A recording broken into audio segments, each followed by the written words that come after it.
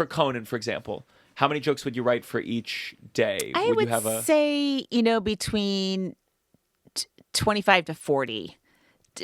Maybe closer to 40, but it would also depend on the news stories. Sometimes the news stories are so great, you're like, they're falling out of you, the jokes, and other days, there's a mass shooting. So you're like, and then it's like many.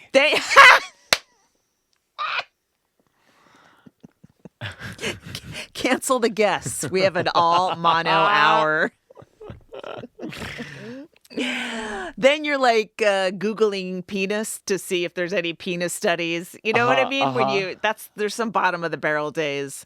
For Conan, would they give you headlines to work with, or would they just be like, "No, let us know"? We had writers' assistants and interns that would find headlines, but we also did it. The writers, we did it ourselves.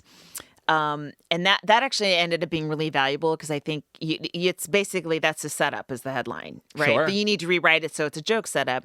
So sometimes like the interns, and they're like really young, so they're just doing what they're told. They would just grab the headlines and then, you'd be like, well, okay, I'll reshape this into a setup and then do the punchline later. But we would write our own setups too, premises. Did you get ever frustrated about the limitations of what you were allowed to joke about for Conan, at least when it was in the later slot? Like, did you ever feel stifled? It was more, the stifling would be just by what the news stories were, especially after Trump became a prominent feature of a lot of stories. He was just exhausting. And Obama was hard too, though. You kind of had to make fun of the coverage of Obama and not Obama himself, unless he really went off the rails, which he never did.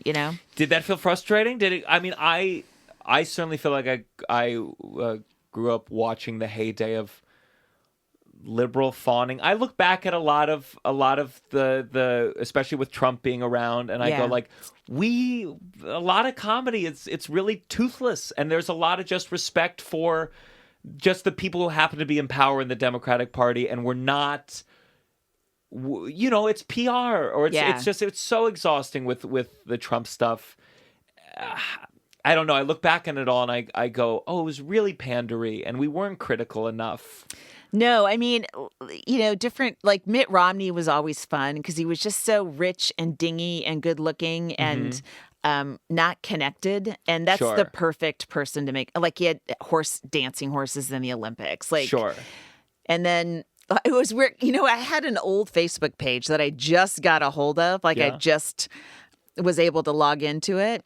And I would put all my old, this is like in 2010, 11, 12, a lot of jokes up there, because this is kind of pre-Twitter, really. Sure. And so many Chris Christie. And I think you know where we go with Chris Christie jokes. It's not a place we go now. Though sometimes, unless he says enough of a bad thing, then it opens up the floodgates. It does, but yeah. So I was like, this is such a snapshot of what was acceptable back then. Yeah, so different people are fun to make fun of, and some are just misery. You have to move around so many different. I think I had some joke about Chris Christie, and all it opened with was, so Chris Christie was on CNN, so they had to pull the camera back, and that's how it started, and then it went to another thing, but it always got a laugh, and we struggle with like body positivity until we disagree with them, and then we say all the things that we were absolutely thinking already.